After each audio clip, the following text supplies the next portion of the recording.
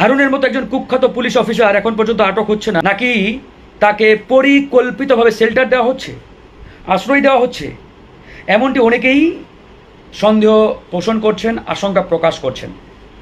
এই আশঙ্কাটি কোনোভাবেই উড়িয়ে দেওয়ার মতো নয়, উড়িয়ে দেওয়া যায়ও না। তা না হলে এর আগে আমরা শুনলাম যে ডিবি হারুন ঢাকার একটি হাসপাতালে ভর্তি, আইসিইউতে আছেন বা হাসপাতালে ভর্তি আছেন। ভালো কথা। তাহলে ঢাকার কোন সে হাসপাতাল বা কোন সে ক্লিনিক, কোন সে প্রাইভেট হসপিটালে ডিবির হারুন ভর্তি আছে আর বাংলাদেশের পুলিশ জানে না, আইন শৃঙ্খলা রক্ষাকারী বাহিনী জানে না? আমাদের কাছে বেশ রহস্যজনক লাগছে। শুধু রহস্য এখানেই শেষ নয় আমাদের। গত কয়েকদিন আগে আপনারা সবাই দেখেছেন যে সাবেক তথ্য প্রতিমন্ত্রী এম এ আরাফাত, অনেকেই তাকে কুমড়ো পটাশ আরাফাত বলে থাকে, পত্রিকায় আমরা দেখলাম, মিডিয়াতে দেখলাম যে আরাফাত আটক। সবাই আলহামদুলিল্লাহ পাঠ করছে, কারণ আরাফাতের মতো একজন দুর্ধর্ষ কুখ্যাত ব্যক্তি আটক হবে, এটা শুকরিয়া আদায় না করে পারা যায় না। কিন্তু আরাফাত আটকের কয়েক ঘন্টা পরেই সেই নিউজ উধাও হয়ে গেল। এখন আমরা শুনতে পাচ্ছি আরাফাত নাকি আটক হয় নাই। তাহলে আরাফাত গেল কোথায়?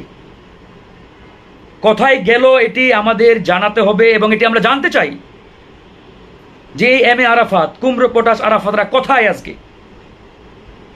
অনেকেই আশঙ্কা প্রকাশ করছেন, অনেকেই এ ধরনের মন্তব্য করছেন যে এদেরকে বর্ডার পার করে সেফ জোনে পাঠিয়ে দেওয়া হচ্ছে। অনেককেই নাকি বর্ডার পার করে দেওয়া হচ্ছে মোটা অঙ্কের টাকার বিনিময়ে, পারিবারিক সম্পর্কের খাতিরে। এরকম নানান তথ্য আমাদের কাছে আসছে প্রতিনিয়ত। এমনটা যদি হয়ে থাকে তাহলে পরিস্থিতি কিন্তু ভয়ানক থেকে আরও ভয়ানক হবে। আমাদের স্পষ্ট কথা, যাদের হাতে খুনের দাগ লেগে রয়েছে, হাজার হাজার মানুষের রক্তের দাগ, আজকে যদি আপনারা তাদেরকে শেল্টার দেন, তাদেরকে নিরাপত্তা দেন, তাদেরকে আপনারা আশ্রয় দিয়ে, শেল্টার দিয়ে বিদেশে পালিয়ে যেতে সহায়তা করেন, আপনারা ভুলে যাবেন না যে আপনারা ভালো থাকবেন আর এদেশের ছাত্র জনতা বসে বসে আপনাদের এসব দেখবে। এটা ভাববেন না। এর আগে আমরা দেখলাম হাসান মাহমুদ, তাকে সুন্দরভাবে এয়ারপোর্ট পার করে তাকে জার্মানি, বেলজিয়াম সম্ভবত পাঠিয়ে দেওয়া হয়েছে। তাহলে কোন সে অফিসার, কারা কারা, কোন কোন কর্মকর্তা এদেরকে শেল্টার দিচ্ছে, এদেরকে নিরাপদে দেশ ছাড়তে সহায়তা করছে, এগুলো নিয়ে আমাদের এখন প্রশ্ন তুলতে হবে, কথা বলতে হবে। আমরা হতবাক হয়ে যাচ্ছি। এই সরকার দায়িত্ব নেওয়ার প্রায় মাসখানেক হচ্ছে। এই এক মাসের মধ্যে আজ পর্যন্ত আওয়ামী লীগের বড় বড় নেতা কয়জন ধরা পড়েছে? বিশেষ করে স্বরাষ্ট্র উপদেষ্টা নিয়ে আমার যথেষ্ট প্রশ্ন এবং সন্দেহ প্রকাশ হচ্ছে। আমি সন্দেহ প্রকাশ করছি এই স্বরাষ্ট্র উপদেষ্টাকে নিয়ে, তিনি কি করছেন? কিছুদিন আগে আমরা দেখলাম সেনাবাহিনীর হাতে অনেকেই নাকি বন্দী আছেন ক্যান্টনমেন্টে। এরপরে সেনাবাহিনী বলল তাদের 600 কতজনকে, 27 জনকে নাকি ছেড়ে দেওয়া হলো। কেন? সেনাবাহিনী কেন তাদের ছেড়ে দিবে? সেনাবাহিনী আইন শৃঙ্খলা রক্ষাকারী বাহিনীর হাতে তুলে না দিয়ে তাদেরকে ছেড়ে দিলেন। এটা আরেক রহস্য, এটি নিয়ে আরেকদিন কথা বলবো। তবে আমরা এখন জানতে চাই, এই সরকার দায়িত্ব নেওয়ার এতদিন হয়ে গেলেও এখন পর্যন্ত আওয়ামী লীগের কুখ্যাত অপরাধী, সন্ত্রাসী, ভোটচোর, ডাকাতরা কেন আটক হচ্ছে না?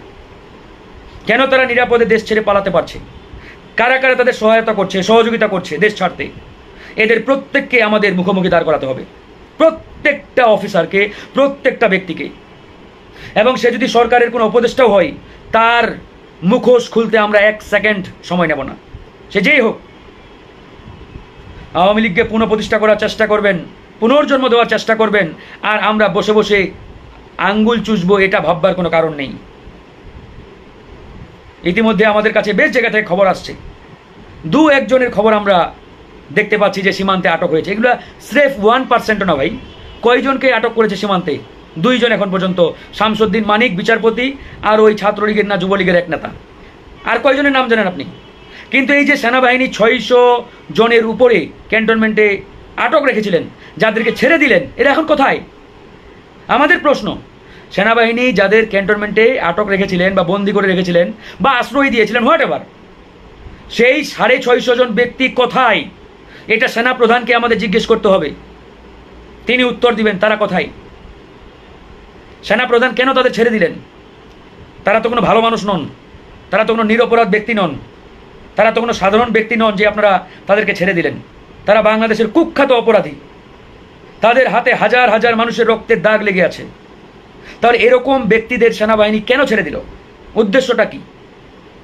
তারা এখন কোথায়? কেন পুলিশ তাদের গ্রেপ্তার করতে পারছে না? এগুলো আমাদের জানতে হবে, পরিষ্কারভাবে আমাদের উত্তর আমরা চাই। এই স্বরাষ্ট্র উপদেষ্টা এখন যিনি আছেন লেফটেন্যান্ট জেনারেল সাহেব, তিনি যদি দায়িত্ব পালন করতে ব্যর্থ হন, আমি বলবো আপনি ইস্তফা দেন, পদত্যাগ করেন। ওই চেয়ারে বসে শুধু ওই দিনে একবার প্রেস ব্রিফিং করবেন, এই জন্য ওই চেয়ারে আপনাকে বসানো হয় নাই। আপনাকে ওই চেয়ারে বসানো হয়েছে যাতে আপনি 48 ঘন্টার মধ্যে সবগুলো কুখ্যাত অপরাধীকে আটক করতে পারেন। আটক করেন, তা না করে আমরা উল্টোটা দেখছি। তিনি ওই মাঝে মাঝে মিডিয়াতে এসে 2-4টা বক্তব্য দিয়েই তার দায়িত্ব খালাস। ভাই, এভাবে চলতে পারে না। দায়িত্ব নেওয়ার এতদিন হয়ে গেল, কয়দিন আপনি আজকে দেখেন, আজকে 1 তারিখ, তারা দায়িত্ব নিয়েছে 7 তারিখে। 1 মাসের কাছাকাছি হয়ে গেল প্রায়। এই 1 মাসের কাছাকাছি হওয়ার পরেও আজ পর্যন্ত কয়জন অপরাধী আটক হয়েছে? কয়জন আওয়ামী লীগের মন্ত্রী আটক করছে? কতজন আওয়ামী লীগের এমপিকে আটক করছে দেখান। অথচ এদের অধিকাংশ 95% দেশের ভিতরে আছে, পালাতে পারে নাই। এরা 5ই আগস্টের আগে পালাতে পারে নাই। তাহলে এরা বাংলাদেশের ভিতরে থাকা সত্ত্বেও আইনশৃঙ্খলা বাহিনী এদের আটক করছে না কেন? তাদের যদি দুর্বলতা থেকে থাকে তারা জনগণকে জানাক। ছাত্র জনতা রেডি আছে সহায়তা করার জন্য। আমরা তো মরে যাই নাই, ঘুমিয়ে পড়ি নাই, আমরা এখনও রাজপথে আছি। আপনারা বলেন, আনসার বাহিনী লম্ফঝম্প শুরু করেছিল, আমাদের 7 মিনিট লেগেছে তাদের শায়েস্তা করতে। আপনারা বলেন, যদি সহায়তা প্রয়োজন হয়, সহযোগিতার প্রয়োজন হয়, আমরা আইন নিজের হাতে তুলে নিতে চাই না। কিন্তু দেশ ও জাতির স্বার্থে আপনারা যদি আমাদের সহযোগিতা করতে বলেন, আমরা সহযোগিতা করতে প্রস্তুত আছি। ছাত্র জনতা সহযোগিতা করতে প্রস্তুত আছে, কিন্তু আপনাদের বলতে হবে। কিন্তু আমরা এটা মেনে নিতে পারছি না, কোনোভাবেই আমরা মানতে পারছি না। আজকে রীতিমতো আমি হতবাক। স্বরাষ্ট্র উপদেষ্টার ভূমিকা নিয়েও আমি রীতিমতো হতবাক যে স্বরাষ্ট্র উপদেষ্টা আসলে করছেনটা কি, তার দায়িত্বটা কি। ভাই, আমার কথাগুলো তিতো হতে পারে, আপনারা বলেন আমাকে, স্বরাষ্ট্র উপদেষ্টা তার কাজটা কি? তিনি আজ পর্যন্ত কয়জন এমপি মন্ত্রীকে গ্রেপ্তার দেখিয়েছেন, করতে পেরেছেন? এই কাজ তো তার। এখনও বাংলাদেশের প্রত্যেকটা রন্ধ্রে রন্ধ্রে, পরতে পরতে, সেক্টরে সেক্টরে এই শেখ হাসিনা এবং আওয়ামী লীগের দালালরা বসে রয়েছে। তাদের কেন হটানো হচ্ছে না? কেন তাদেরকে দায়িত্ব থেকে অব্যাহতি দেওয়া হচ্ছে না? কেন তাদের বহিষ্কার করা হচ্ছে না? এই প্রশ্নটি আমাদের সবার সামনে আজকে চলে আসছে। আমরা রীতিমতো আজকে হতবাক। কথাগুলো তিতো হতে পারে, খারাপ লাগতে পারে, কিন্তু ভাই কথাগুলো বাস্তব, এটাই বাস্তবতা। আপনি নিজেকে জিজ্ঞেস করেন যে এখন পর্যন্ত কতজন অপরাধী আটক হয়েছে, এখন পর্যন্ত কয়টা পদে রদবদল করা হয়েছে। এখনও উপরে আপার লেভেলের অসংখ্য পদে ভারতীয় দালালরা বসা রয়েছে, খুনি হাসিনার দোসররা বসা রয়েছে। তো আপনি এই ভারতীয় দালালদের চেয়ারে বসা রেখে একটি সুন্দর বাংলাদেশ, নতুন বাংলাদেশ বিনির্মাণ করতে চান? এটা এতই সহজ হয়ে গেল? এত সহজে সম্ভব নয়। তার জন্য আমাদের ভারতীয় দালালদের আগে উৎখাত করতে হবে। কিন্তু যারা দায়িত্বে রয়েছেন তারা কেন করছেন না? আমরা বলেছি, পুলিশ বাহিনী যদি তাদের সক্ষমতা কম থাকে, দুর্বলতা থাকে, 2 মাসের ট্রেনিং দিয়ে আমাদের এই বিপ্লবী ছাত্র জনতাকে পুলিশে নিয়োগ দেন। 2 মাস, আমি চ্যালেঞ্জ দিয়ে বলছি, অনলি 2 মাসের মধ্যে তারা ভালোভাবেই চালাতে পারবে ইনশাআল্লাহ। দেখেন নাই, 5 তারিখ থেকে প্রায় 15 তারিখ পর্যন্ত 10 দিন ঢাকা শহরের ট্রাফিকের দায়িত্ব পালন করেছে ছাত্ররা, যাদের 1%ও প্রশিক্ষণের কোনো অভিজ্ঞতা নেই, ট্রেনিং দেওয়া হয় নাই। বিনা অভিজ্ঞতায়, বিনা প্রশিক্ষণে 10টা দিন ঢাকা শহরের মতো একটা জায়গায়, যেখানে প্রায় 2.5 থেকে 3 কোটি মানুষ বসবাস করে, তাদেরকে তারা সার্ভিস দিয়েছে, ট্রাফিক দায়িত্ব পালন করেছে। হ্যাঁ, একটু সমস্যা হয়েছে, কিন্তু তারা তো ভালোভাবেই দায়িত্বটা পালন করেছে বিনা ট্রেনিংয়ে। আর কি চান এর থেকে? সেই জায়গায় আমি বলতে পারি, আপনারা যদি 2 মাসের ট্রেনিং দিয়ে আমাদের এই ছাত্র জনতাকে পুলিশের দায়িত্ব দেন, আমি চ্যালেঞ্জ দিয়ে বলতে পারি আল্লাহর রহমতে তারা ভালোভাবে চালাতে পারবে। ওই খুনি হাসিনার দোসরদের জন্য অপেক্ষা করার প্রয়োজন নেই, কোনো দরকার নেই ভাই। যারা দায়িত্ব পালন করবে না, অব্যাহতি দিয়ে দেন, বহিষ্কার করে দেন, চাকরি থেকে নোট করে দেন।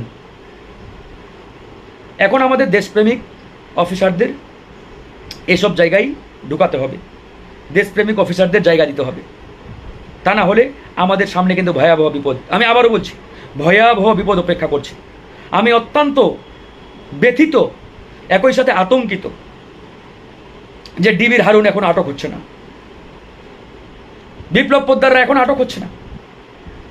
এবং এই ডিবি হারুন আটক না হওয়ার কারণে তার যে সন্তান যারা পুলিশে নিয়োগ পেয়েছেন তার রেফারেন্সে বিনা যোগ্যতায়, তারা কিন্তু এখন বহাল তবিয়তে বিভিন্ন থানার ওসির দায়িত্বে আছেন, অনেক আমরা জানি। এবং তিনি সাবেক প্রেসিডেন্ট আব্দুল হামিদের ঘনিষ্ঠজন ছিলেন, এবং সেই আব্দুল হামিদের কাছে সুপারিশ করে কত পুলিশের অফিসারকে ঢুকিয়েছে তার কোনো হিসাব নেই। এই ফাইলগুলো আমাদের সামনে আসতে হবে। এই কথাগুলো অনেকেই বলছে না, কিন্তু আমরা বলছি, অসংখ্য পুলিশ অফিসার ঢুকিয়েছে এই হারুন, সাবেক প্রেসিডেন্ট আব্দুল হামিদের সুপারিশে বা তাকে কাজে লাগিয়ে, এক এলাকার মানুষ। এবং আমরা জানি যে ডিবির হারুন প্রেসিডেন্টের খুব ঘনিষ্ঠ ছিলেন, এই অপকর্মগুলো তারা করেছেন। তো এই হারুনের সন্তান যারা, রুহানি সন্তান, পুলিশের বিভিন্ন থানার দায়িত্বে আছেন, তারা এখনও বহাল তবিয়তে, তাদেরকে এখনও বহিষ্কার করা হয় নাই, পদ থেকে সরানো হয় নাই। তো এটা নিয়ে আমরা বেশ আতঙ্কিত ভাই, ভালোই আতঙ্কিত। যে যাই বলেন, এদেরকে গ্রেপ্তার না করা পর্যন্ত, এদেরকে চাকরি থেকে অব্যাহতি না দেওয়া পর্যন্ত যদি আমরা আনন্দের ঢেকুর তুলি, তাহলে কিন্তু আমাদের সামনে বিপদ খুব তাড়াতাড়ি অপেক্ষা করছে, খুব তাড়াতাড়ি। আর এই সরকারের এই উপদেষ্টাদের কাজ, দায়িত্ব নিয়েও আমি যথেষ্ট সন্দিহান। তারা দায়িত্বটা পালন করছেন কি? তাদের মূল দায়িত্ব প্রথমেই ক্ষমতার চেয়ারে বসে সারা বাংলাদেশে নির্দেশ দেওয়া দরকার ছিল আইন শৃঙ্খলা রক্ষার্থে ছাত্র জনতাকে পাশে নিয়ে প্রত্যেকটা অপরাধীকে গ্রেপ্তার করা 24 ঘন্টার মধ্যে। এই জায়গায় কোনো ছাড় দেওয়ার সুযোগ নেই। আপনারা যদি মনে করেন এই জায়গায় আপনারা ধীরে সুস্থে আগাবেন, আস্তে আস্তে আগাবেন, তাহলে এই পরাজিত শক্তি তারা কিন্তু আস্তে আস্তে শক্তি সঞ্চয় করে যে কোনো সময় আপনার আমার উপরেই জুলুম চালাবে, নির্যাতন চালাবে, 100% চালাবে। লিখে রাখেন। আপনি কি মনে করছেন যে তারা বসে আছে, তারা চুপ রয়েছে? আপনাদের এটা মনে হয়? যারা মনে করছেন যে তারা বসে আছে, চুপ আছে, লুকিয়ে আছে, আমি মনে হয় আপনারা বোধহয় সঠিক জ্ঞান রাখেন না, ধারণাও রাখেন না তাদের সম্পর্কে। তারা একটা সেকেন্ডের জন্য বসে নেই। প্রত্যেকটা সেকেন্ড, প্রত্যেকটা মিনিট, প্রত্যেকটা ঘন্টা তারা কাজে লাগাচ্ছে, এবং ভারতীয় পরিকল্পনায়। একটু সুযোগ পেলেই তারা দেখবেন বাংলাদেশকে একবারে উল্টিয়ে দিবে, একটু যদি সুযোগ পাই। আর আপনি বলছি তারা ভাই হারিয়ে গেছে, তাদের পাচ্ছি না। কোথায় হারিয়ে গেছে? এই 56,000 বর্গ মাইলের ভিতরেই তো আছে ভাই, এর বাইরে তো আর যাওয়ার সুযোগ নেই। তাহলে এই 56,000 বর্গ কিলোমিটারের ভিতরে আপনি তাদের কেন খুঁজে বের করতে পারছেন না? আপনার দুর্বলতা কোথায়? আমরা খালি শুনতেছি যৌথ বাহিনীর অভিযান, বাট এখন পর্যন্ত তার আলামত দেখতে পাচ্ছি না। অনতিবিলম্বে যৌথ বাহিনীর অভিযান চালু করা দরকার, না হলে এই ঘাপটি মেরে বসে থাকা শকুনেরা আমাকে, আপনাকে, এই দেশকে বিপদে ফেলতে সময় নেবে না, যে কোনো সময় বিপদে ফেলে দিবে। আমি অত্যন্ত আতঙ্কিত। ডিবির হারুন, বিপ্লব কুমার, সাবেক পুলিশের আইজি মামুন সহ, মানে হাসিনার একবারে যারা পালিত সন্ত্রাসী ছিল পুলিশের ভিতরে, খুনি হাসিনার পালিত সন্ত্রাসী, তারা একটাও আটক হয় না, একটাও। মাঝে মাঝে 2-1জনকে আমরা অব্যাহতি বা তাদের বাধ্যতামূলক অবসরের খবর পাচ্ছি। তাদেরকে অব্যাহতি বা বাধ্যতামূলক অবসর দিলে হয়ে গেল, সে সেখানেই দায়িত্ব। তাদেরকে বাধ্যতামূলক অবসর কিংবা অব্যাহতি দেওয়ার সাথে সাথে গ্রেপ্তার করে বিচারের মুখোমুখি করতে হবে, বিচারের আওতায় নিয়ে আসতে হবে। তা না হলে এদেশ নিরাপদ নয়, নিরাপদ থাকবে না।